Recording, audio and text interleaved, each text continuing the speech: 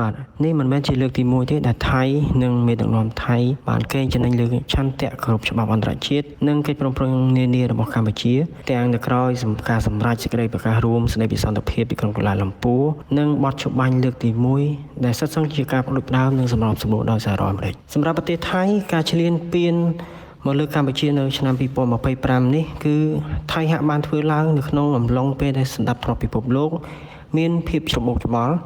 ហើយមហាអំណាចនិងបណ្ដាប្រទេសធំៗលើពិភពលោកបានងាកចេញពីការអនុវត្តច្បាប់អន្តរជាតិនិងសំអាងលើសមត្ថភាពកម្លាំងយោធារបស់ខ្លួនធ្វើការឈ្លានពាននិងវាយប្រហារលើរដ្ឋតូចៗដែលមានសមត្ថភាពយោធាមិនសមាមាត្រនឹងខ្លួនការពុតផលរបស់ថៃនៅពេលនេះបានបញ្ជាក់ថាយុទ្ធនាការបក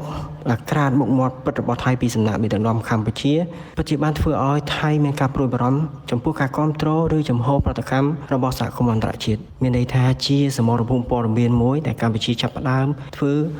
ឡើងប្រឆាំងទៅនឹងទង្វើឈ្លានពានរបស់ថៃហើយចាប់ផ្ដើមមានប្រសិទ្ធភាពបន្តិចម្ដងដែលជាហេតុធ្វើឲ្យថៃយល់ថាខ្លួនមិនអាចបន្តឲ្យកម្ពុជាបកអក្រានមុខមាត់របស់ខ្លួននៅលើឆាកអន្តរជាតិជាបន្តទៀតបានទេអញ្ចឹងថៃត្រូវតែឆ្លើយតបយ៉ាងមុតមាំនិងជាបន្តបន្ទាប់ជាការពិតណាស់ក្នុងអតីតកាលក្នុងសម័យសង្គ្រាមស៊ីវិលនៅកម្ពុជាថៃពិតជាបានផ្ដល់នូវការជួយយកអាសាដល់ជនភៀសសឹកកម្ពុជាតាមរយៈការសហការជាមួយអង្គការសហប្រជាជាតិផ្ដល់ទីតាំងនិងចំនួនមនុស្សធម៌សម្រាប់ប្រជាជនកម្ពុជាពិតមែនប៉ុន្តែមិនមែនស្ថិតនៅទីតាំងដែលថៃកំពុងរំលោភទន្ទ្រានកម្មការបច្ចុប្បន្ននោះទេព្រោះទីតាំងជាច្រើនកន្លែងដែលថៃកំពុងតែរំលោភកាន់កាប់ព័ទ្ធបន្លាលួសឬក៏ដាក់កុងតឺន័រនោះគឺជាទីតាំងដែលថៃកំពុងរំលោភបំពានកាន់កាប់ខុសច្បាប់ក្រោយបទច្បាញ់និងស្ថិតនៅ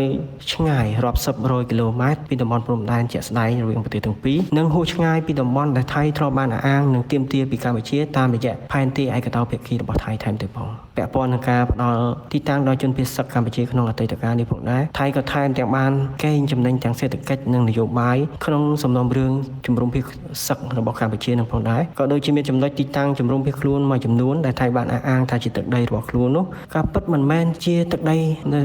ជាចំណែកមួយនៃអធិបតេយ្យភាពរបស់ថៃទេប៉ុន្តែគឺជាទឹកដីកម្ពុជាជាក់ស្ដែងលើពីនេះអ្នកសិក្សាស្រាវជ្រាវនិងអ្នកប្រវត្តិសាស្ត្រនានារួមទាំងប្រជាជនកម្ពុជាដែលបានឆ្លងកាត់នាព្រឹត្តិការណ៍នាពេលនោះក៏បានដឹងនិងចងចាំយ៉ាងច្បាស់នៅទង្វើអមនុស្សធម៌នានារបស់ថៃរាប់ទាំងការបង្កសោកនាដកម្មសម្រាប់រង្គាលលើជនជាតិថៃជនជាតិកម្ពុជាពីសំណាក់យោធាថៃជារាប់សមើអ្នកផងដែរត្រង់ចំណុចនេះក៏បីភាគីអ្នកដឹកនាំនៅទីក្រុងបាងកកនឹកឃើញពីការកេងចំណេញនិងទង្វើមនុស្សធម៌ក៏ដូចជាការប្រឡាយមកលើជាតិសាសន៍កម្ពុជាជាលើកទី2ក្រោយរបបខ្មែរក្រហមដែលថៃបើសិនជានៅតែមានមិនចិត្តជាមនុស្សធម៌ខ្លះថៃមិនគួរយករឿងនេះមកធ្វើជាលេសមកបណ្ឌិតនិងមកវាយស្ថានភាពដើម្បីកេងចំណេញឬបិទបាំងទង្វើឈ្លានពានដល់កក្លឿននិងរំលោភច្បាប់អន្តរជាតិរបស់ខ្លួនមកលើប្រទេសកម្ពុជានោះទេ